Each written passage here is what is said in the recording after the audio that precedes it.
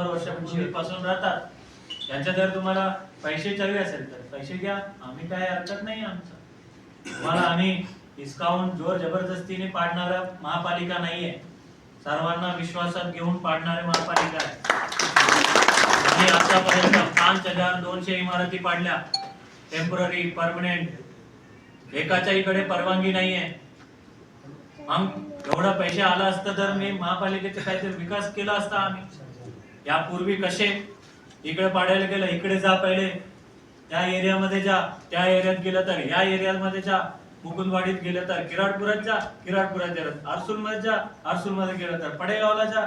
इकडे फिरून फिरून महापालिकेचा काही कारवाई करू देत नाही. आता आम्ही कारवाई सुरू केला, आम्ही थांबणार. आम्ही जे चुकीचं आहे त्याला आम्ही तोडणार आहे. परंतु ज्यांची योग्य आहे, त्यांचं घर आहे, त्यांचा निवासी राहतात, तुमच्या प्रॉपर्टी कार्ड आहे, त्या ठिकाणी आम्ही तोडणार नाही आहोत. रितसर प्रोसिजर करूनच माननीय न्यायालयाचा निर्णय प्रमाणेच आम्ही कारवाई करणार.